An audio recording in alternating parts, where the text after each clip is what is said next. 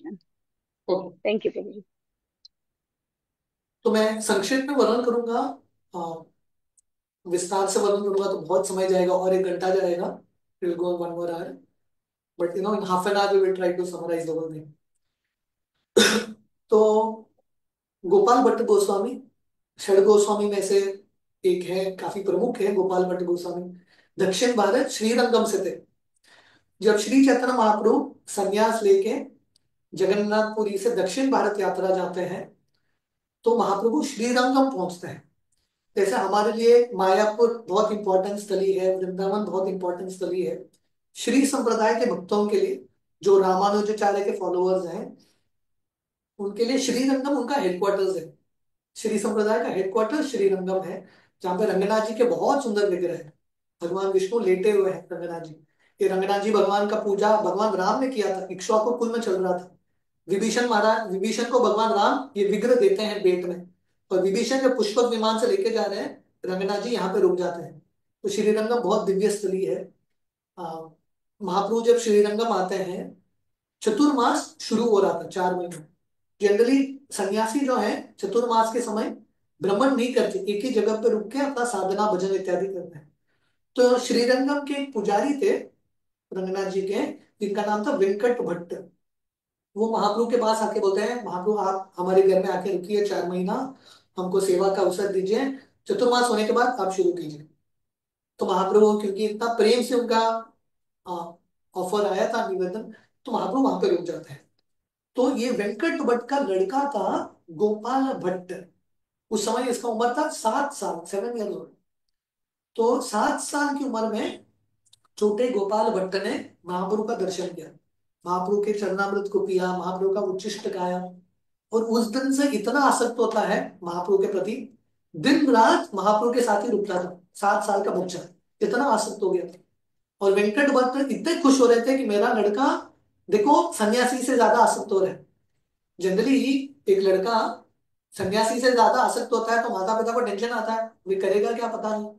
पर वेंकट भट्ट को टेंशन नहीं आ रहा था, वो बहुत खुश हो रहे थे। उनको लग रहा था मेरा जिंदगी सफल है, मेरा लड़का जो है महान भक्तों के साथ भक्ति करने का उसका इच्छा हो रहा है। शिला प्रभुपाद के पिताजी का उदाहरण है। प्रभुपाद के पिताजी ने ये भक्ति का संस्कार शिला प्रभुपाद को दिया था बचपन में ही। और प्रभुपाद के पिताजी का इच्छा था मेरा लड़का राधा रानी का महान भक्त बनेगा। उनकी माँ चाहती थी कि लंदन में जाके बैरिस्टर बने, एडवोकेट बने।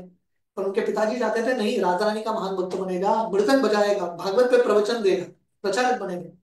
कितने सारे माता पिता का ऐसा इच्छा होता है मेरा लड़का जो है संतान प्रचारक बने। So Venkat Bhatt was very very happy. तो गोपाल भट्ट दिन रात महाप्रभु के साथ रुकता था, महाप्रभु के नम्र सेवा, जो भी महाप्रभु के वस्त्र धोना, एवरीथिंग ही would do।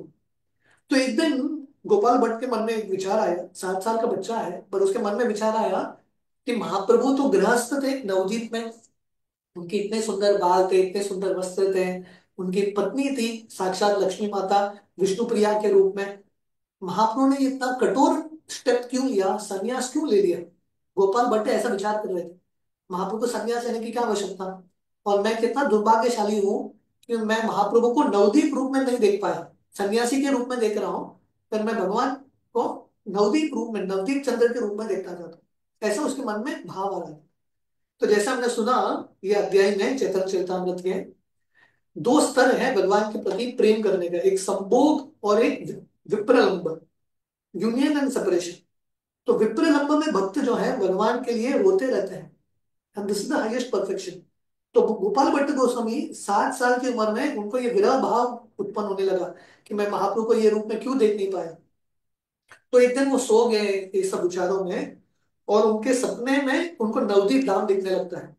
और नवदीप में वो देखते हैं कि महाप्रभु बहुत सुंदर अपने बालों के साथ नवदीप चंद्र के रूप में, बहुत सुंदर पीतांबर वस्त्र पहन के, गले में आभूषण हार इत्यादि के साथ, नित्यानंद प्रभु, हरिदास ठाकुर, अद्वैत आचार्य, इन सबके साथ कीर्तन कर रहे हैं नवदीप के नगर में।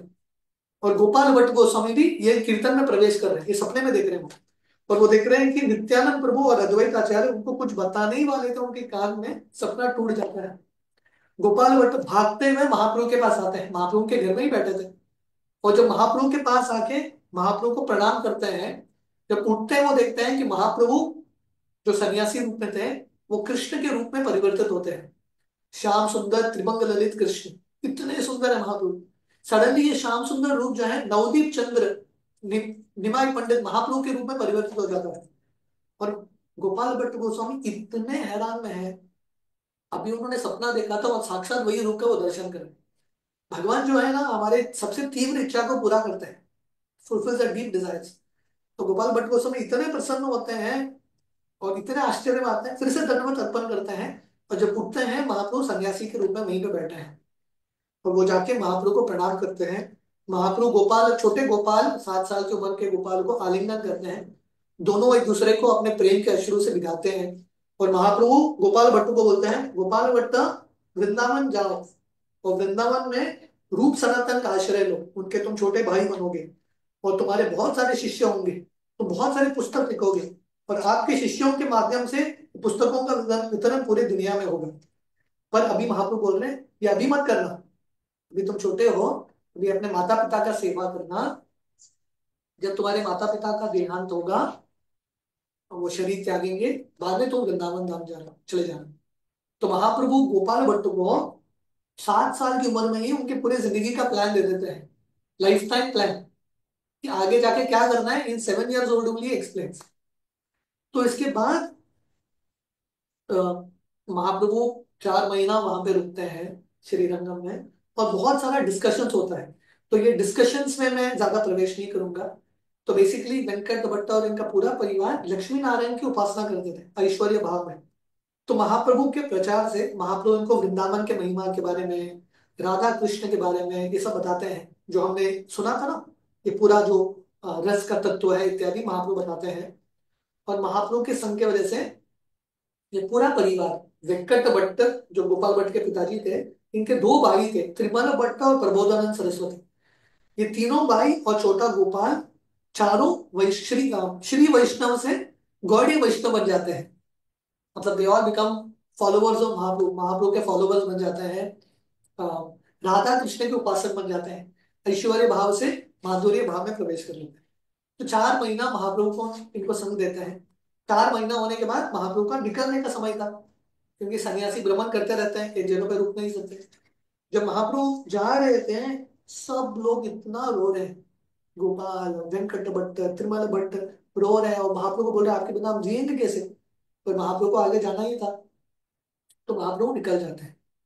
तो उसके बाद गोपाल भट्ट, हाँ, अपने जो अंकल थे प्रबोधानंद सरस्वती, उनसे शिक्षा प्राप्त करते हैं। प्रबोधानंद सरस्वती हमारे संप्रदाय के बहुत महान आचार्य हैं, बहुत बड़े पंडित हैं। तो गोपाल भट्ट जो है प्रबोधानंद सरस्वती से सब वेद, वेदांत, भक्ति शास्त्र ये सब सीखते हैं और बहुत बड़े प्रचारक बन जाते हैं। और गोपाल भट्ट जहां पे भी प्रवचन देते थे, महाप्रभु के बारे में बताते थे और बोलते थे कि कैसे राधा कृष्ण, श्री कृष्ण चैतन्य राधा कृष्ण नहीं अन्य, कैसे महाप्रभु राधा कृष्ण से अभिन्न है। तो ऐसा बहुत साल बीत गए, और फाइनली जब वेंकट भट्ट, गोपाल भट्ट गोस्वामी के पिताश्री और उनके माँ, जब उनके अंतिम दिनों में थे, वो छोटे गोपाल भट्ट जो अभी बड़े हो चुके हैं उनको बोलते हैं कि आप वृंदावन जाओ और रूप सनातन से मिलो और महाप्रभु की आज्ञाओं का पालन करो। तो उनके पिताजी और माताजी गुजर जाते हैं। गोपाल भट्ट गोस्वामी वहां से वृंदावन चले जाते हैं। यहाँ पे एक इंटरेस्टिंग चीज है, बहुत इंटरेस्टिंग चीज है। गोपाल भट्ट गोस्वामी 7 साल की उम्र में महाप्रभु से मिले, ठीक है। और महाप्रभु उनको बोलते हैं तुम यहीं पे रुकना श्रीरंगम में, जब तुम्हारे माता पिता का देहांत होगा तुम वृंदावन चले जाना। तो गोपाल भट्ट गोस्वामी उनके माता पिता जी के देहांत के बाद वृंदावन चले जाते हैं। महाप्रभु जगन्नाथपुरी में थे, पर गोपाल भट्ट जगन्नाथपुरी जाते नहीं। 7 साल की उम्र में उन्होंने महाप्रभु को देखा, उसके बाद पूरी जिंदगी में महाप्रभु को उन्होंने नहीं देखा। He never had association Mahaprabhu again. ये है सिंसियरिटी, क्योंकि महाप्रभु ने उनको बोला वृंदावन जाओ, रूप सनातन का आश्रय लो, बस उन्होंने वही पालन किया। He just went to Vrindavan, Jagannathpuri गए ही नहीं, वृंदावन चले गए। और जब वृंदावन चले गए, बाकी जो गोस्वामी थे, रूप गोस्वामी, सनातन गोस्वामी, लोकनाथ, भूगर्भ गोस्वामी, ये सब बहुत खुश होते हैं गोपाल भट्ट गोस्वामी को प्राप्त करके, और उनको आलिंगन करते हैं और उनके भाई के रूप में स्वीकार करते हैं। तो यहाँ पे हम देखते हैं कि कैसे वैष्णवों के बीच में इतना सुंदर आदान प्रदान है। कोई भी वैष्णव जो है अपने आप को महान नहीं समझता। गोपाल भट्ट गोस्वामी ऑलरेडी इतने बुद्धिमान है, ऑलरेडी इतने बड़े प्रचारक हैं, फिर भी जाके रूप सनातन का आश्रय लेते हैं और बोलते हैं आप वरिष्ठ हो, मैं आपका आश्रय ले रहा हूँ। सो दिस इज ह्यूमिलिटी, वैष्णवों के बीच में ये नम्रता है। जब गोपाल भट्ट गोस्वामी वृंदावन पहुंच जाते हैं, महाप्रभु जगन्नाथपुरी में बैठे हैं और सोच रहे हैं कि गोपाल भट्ट से कुछ समाचार ही नहीं है, क्योंकि उस समय व्हाट्सएप, ईमेल इत्यादि नहीं हुआ करता था। ऐसा नहीं कि गोपाल भट्ट गोस्वामी वृंदावन पहुंच गए और वहां से उन्होंने मेल कर दिया, श्री चैतन्य श्री चैतन्य महाप्रभु @gmail.com मेल कर दिया कि महाप्रभु मैं पहुंच गया वृंदावन, आई रीच वृंदावन। ऐसा कुछ मेल सिस्टम नहीं था, कुछ नहीं था। तो महाप्रभु सोच रहे हैं, अरे इतने साल हो गए, गोपाल भट्ट क्या कर रहा है, वृंदावन पहुंचा कि नहीं, महाप्रभु सोच रहे हैं। और उसी समय महाप्रभु गदाधर पंडित के घर जाते हैं, जो महाप्रभु रोज जाते थे। उसी समय एक चिट्ठी आता है, एक व्यक्ति एक चिट्ठी लेके आता है वृंदावन से, रूप सनातन ने चिट्ठी भेजा था महाप्रभु को। और वो चिट्ठी में लिखा था, गोपाल भट्ट आ गए वृंदावन, इतना अद्भुत वैष्णव है, हीरा जैसा वैष्णव है, हम बहुत खुश हैं, उसको हमने अपने भाई के रूप में स्वीकार किया। तो महाप्रभु सोच ही रहे थे गोपाल भट्ट के बारे में, समाचार वहीं से आ जाता है। तो महाप्रभु इतने खुश होते हैं, अपना एक पत्र भेजते हैं रूप सनातन के लिए, गोपाल के लिए। और गोपाल भट्ट गोस्वामी को 3 उनका भेंट देते हैं, उनका एक आसन, उनका कोपिन, निजी वस्त्र और प्रसाद जगन्नाथ का, ये तीनों भेंट देते हैं गोपाल भट्ट गोस्वामी। तो गोपाल भट्ट गोस्वामी महाप्रभु का दर्शन तो नहीं किया, बट जब ये भेंट प्राप्त करते हैं, ये भेंट को साक्षात महाप्रभु के रूप में स्वीकार करते हैं। अभी भी वो आसन जो महाप्रभु ने दिया था गोपाल भट्ट को, अभी भी राधा रमन मंदिर में है, जो गोपाल भट्ट गोस्वामी के विग्रह है उनका मंदिर है। वे भी भगवान राधा रमन को भोग अर्पण करने के बाद वो जो प्रसाद है, ये आसन को दिखाया जाता है। ये आसन महाप्रभु से अभिन्न माना जाता है, दैट आसन स्टिल देयर। गोपाल भट्ट गोस्वामी इतने नम्र वैष्णव थे, बाकी सब वैष्णवों को असिस्ट करते थे। सनातन गोस्वामी को असिस्ट करते थे अपनी पुस्तक लिखने में, छोटे जीव गोस्वामी को भी असिस्ट कर दिया उनके षड संदर्भों में इत्यादि। कृष्णदास कविराज गोस्वामी, जिनका हम चैतन्य चरितामृत पढ़ रहे हैं, जब उनको चैतन्य चरितामृत लिखना था, वो अलग अलग वैष्णवों के पास जाते हैं उनका आशीर्वाद लेने के लिए। गोपाल भट्ट गोस्वामी के पास भी जाते हैं, आप आशीर्वाद देना, मैं चैतन्य चरितामृत लिखना चाहता हूँ। गोपाल भट्ट गोस्वामी बोलते हैं डेफिनेटली मैं आशीर्वाद दूंगा, पर मेरा एक कंडीशन है, मेरा नाम कहीं पे भी मत लिखना चैतन्य चरितामृत में, है कि नहीं। अगर हम होते थे तो हम बोलते थे मैं आशीर्वाद दूंगा, पहला मेरा नाम पहला ही लिखना, बड़े अक्षर में लिखना, बहुत बड़ा लिखना मेरा गुणगान करके, है कि नहीं। पर गोपाल भट्ट गोस्वामी बोल रहे हैं मेरा नाम मत लिखना। इसलिए चैतन्य चरितामृत में आप देखेंगे, कृष्णदास कविराज गोस्वामी, रूप गोस्वामी की कहानी, सनातन गोस्वामी की कहानी, जीव गोस्वामी, रघुनाथ भट्ट, रघुनाथ दास, इन सबकी कहानी के बारे में बताते हैं। गोपाल भट्ट गोस्वामी के बारे में बताते नहीं, क्योंकि गोपाल भट्ट गोस्वामी का स्टैंडिंग ऑर्डर था, मेरे बारे में मत लिखना, ये उनकी नम्रता थी। आगे जाके उनके एक शिष्य नरहरि चक्रवर्ती उनके जीवन के ऊपर पुस्तक लिखते हैं, भक्ति रत्नाकर, उससे हमको गोपाल भट्ट गोस्वामी के बारे में बताया। गोपाल भट्ट गोस्वामी इतने बड़े वैरागी थे, जैसे बाकी षड गोस्वामी भी। और साकेत में, संकेत एक जगह है जहाँ पे राधा कृष्ण का मिलन होता है, वहां पे एक गड्ढा है, उसके नीचे जाके वो भजन करते थे।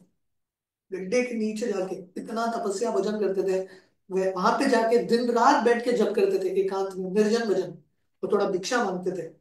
तो ये गोपाल भट्ट गोस्वामी है, इतने पढ़े लिखे, इतने बड़े पंडित, फिर भी वृंदावन धाम में एक भिक्षुक के रूप में बहुत खुश, वेरी वेरी हैप्पी। तो बहुत साल बाद उनके एक शिष्य होते हैं, श्रीनिवास आचार्य। तो संक्षेप में मैं श्रीनिवास आचार्य के बारे में बताऊंगा। तो हमने महाप्रभु का संन्यास लीला सुना था ना, मकर संक्रांति के दिन मैं महाप्रभु का संन्यास लीला वर्णन कर रहा था। तो जब महाप्रभु का संन्यास हो रहा था, बालों का मुंडन इत्यादि कटवा में, एक भक्त आए थे। तो ये भक्त जो थे, इतने प्रभावित होते हैं महाप्रभु के संन्यास लीला को देख के।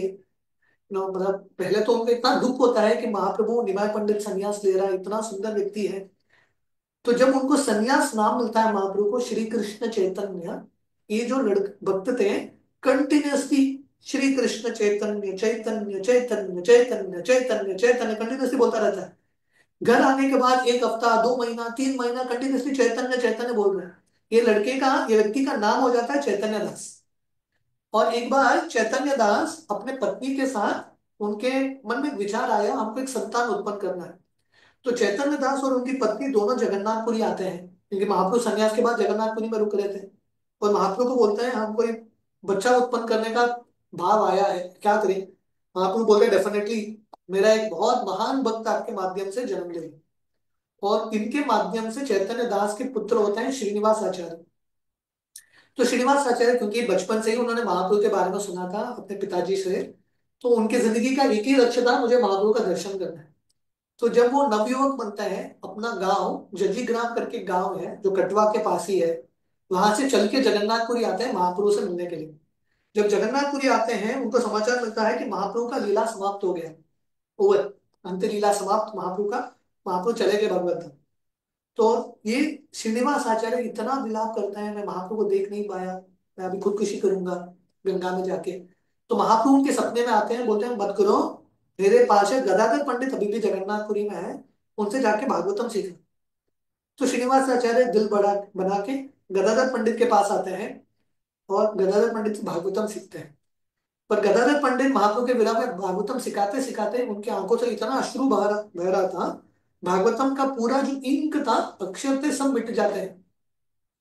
तो गदाधर पंडित श्रीनिवास आचार्य को बोलते हैं मेरे पास भागवतम ही नहीं है सिखाने के लिए, आप जाके एक कॉपी बना के लाओ। तो श्रीनिवास आचार्य जगन्नाथपुरी से वापस जजीग्राम श्रीखंड चल के जाते हैं बंगाल, और वहां पे एक साल रुक के भागवतम का फिर से कॉपी बना के लाते हैं। उस समय भागवतम कॉपी मतलब फिर से लिखना पड़ता था। वापस जब जगन्नाथपुरी आते हैं, उनको समाचार मिलता है कि गदाधर पंडित का भी लीला समाप्त, गदाधर पंडित भी चले गए भगवत धाम। तो श्रीनिवास आचार्य सोच रहे हैं मैं इतना दुर्भाग्यशाली व्यक्ति हूँ कि महाप्रभु भी चले गए, गदाधर पंडित भी चले गए, वो सोच रहे थे अभी मैं खुदकुशी कर ही लूंगा। उस समय गदाधर पंडित उनके सपने में आते हैं, बोलते हैं मत करो, वृंदावन जाओ और वहां पे रूप सनातन गोस्वामी से शिक्षा प्राप्त करना। तो श्रीनिवास आचार्य वृंदावन जाते हैं, वृंदावन जाने से पहले नवदीप जाते हैं और फाइनली वृंदावन जाते हैं। जब वृंदावन पहुंचते हैं, मथुरा विश्राम घाट, उनको समाचार मिलता है कि रूप सनातन का भी लीला समाप्त, रूप सनातन भी चले गए भगवत धाम।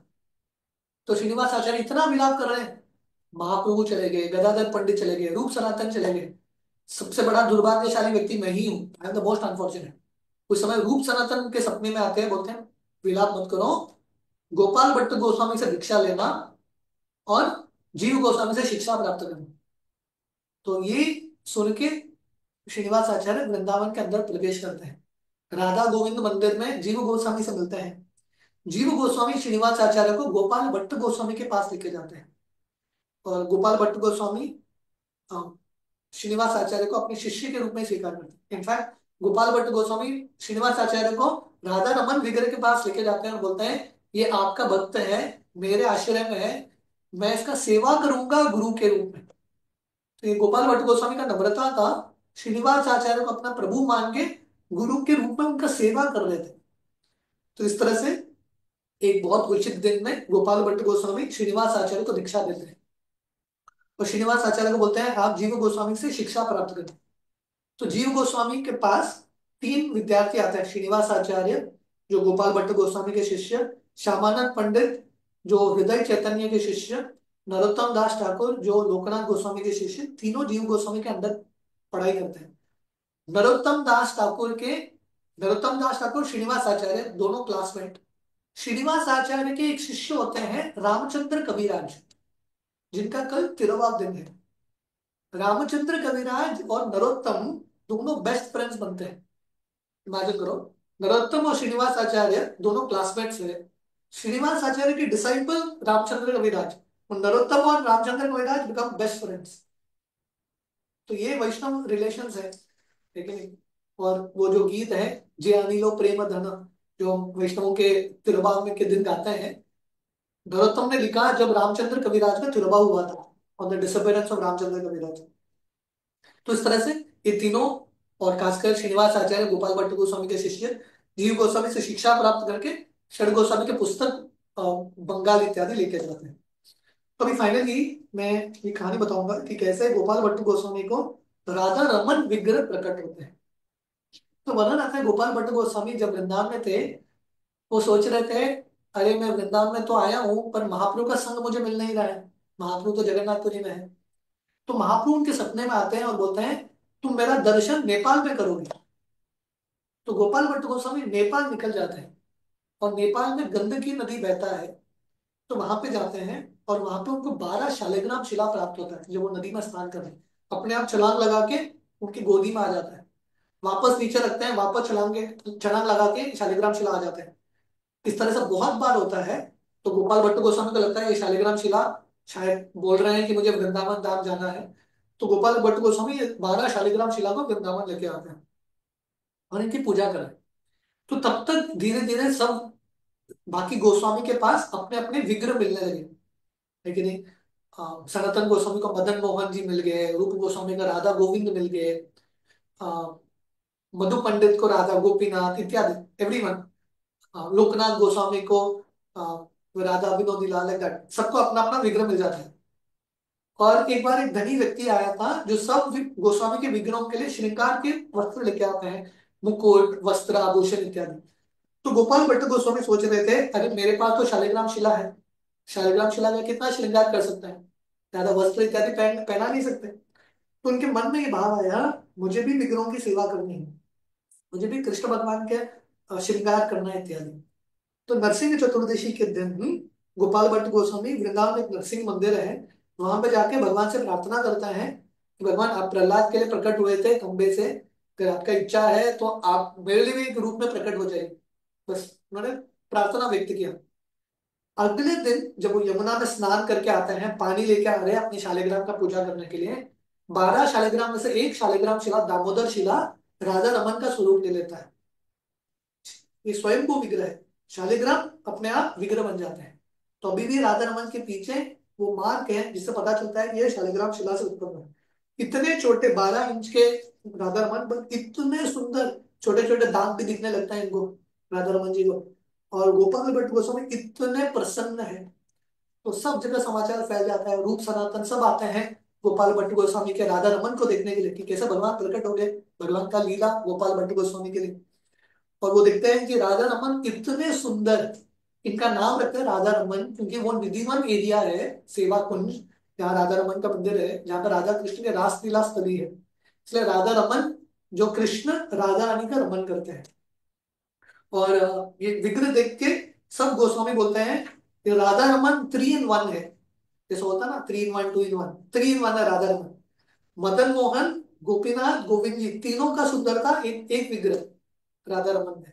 तो तीन, वृंदावन में तो 5,000 मंदिर है, बहुत सारे विग्रह हैं, उसमें से तीन सबसे प्रमुख, राधा मदन मोहन, राधा गोविंद, राधा गोपीनाथ। और ये तीन विग्रह तीन चीज को दर्शाता है, संबंध, अभिधेय, प्रयोजन। तो मदन मोहन के जो चरण है बिल्कुल भगवान कृष्ण से मिलते जुलते हैं। गोविंद के जो छाती का भाग है वो कृष्ण भगवान से मिलते हैं, और गोपीनाथ का जो मुख है भगवान कृष्ण से बहुत मिलता जुलता है। पर राधा रमन का ये तीनों का कॉम्बिनेशन है, राधा रमन के चरण मदन मोहन की तरह, रमन का छाती गोविंद जी की तरह, और राधा रमन का मुख गोपीनाथ की तरह। तो सब गोस्वामी कितने प्रसन्न होते हैं।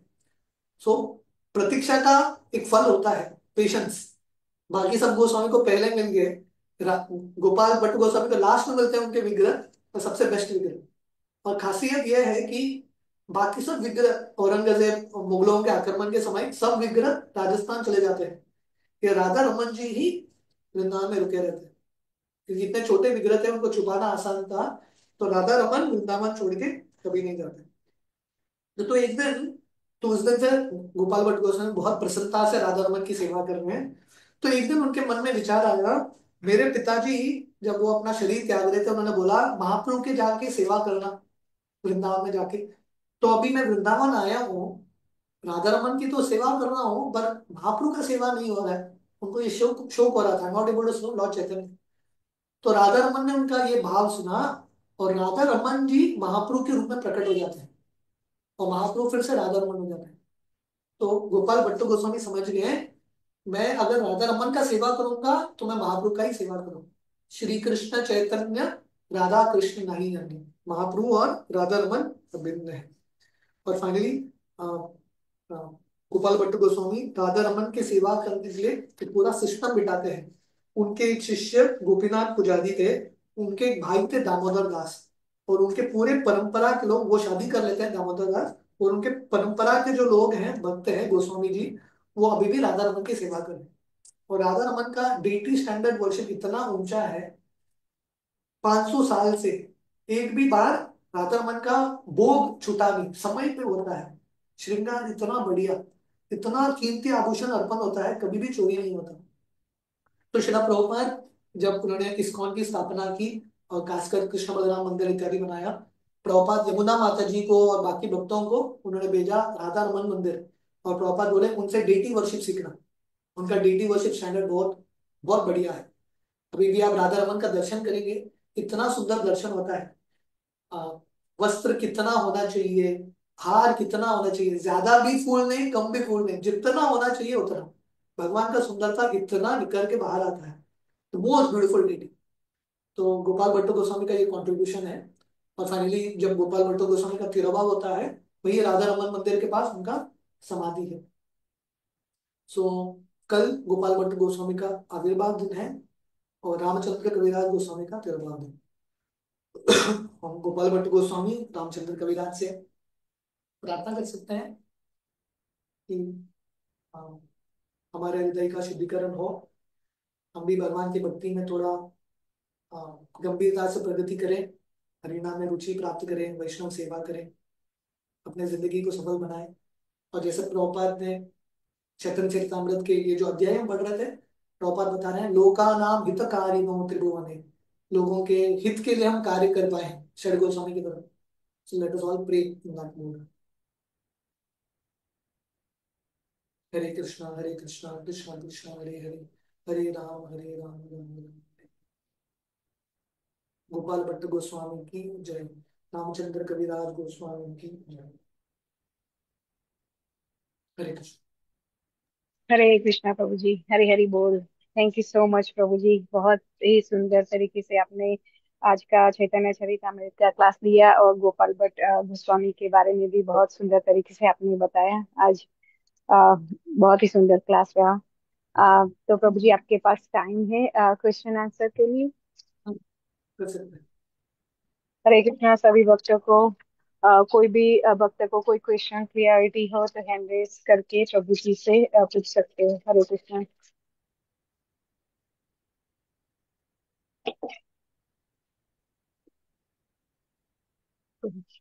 अ, प्रभु जी किसी भक्त का कोई हैंड रेस नहीं है, आपकी आज्ञा हो तो हम यहाँ वाइंड अप कर सकते हैं प्रभु जी। हरे Yes, कृष्ण। yes. श्री प्रभुपाद की जय। हिज अच्युत गोपाल प्रभु जी की जय। वांछा कल्पतरुभ्यश्च कृपा सिंधु पतितानां पावनेभ्यो वैष्णवेभ्यो नमो नमः। वैष्णवेंद्र की, सभी वैष्णवेंद्र की। थैंक यू सो मच प्रभु जी। हरे कृष्णा। कोटि कोटि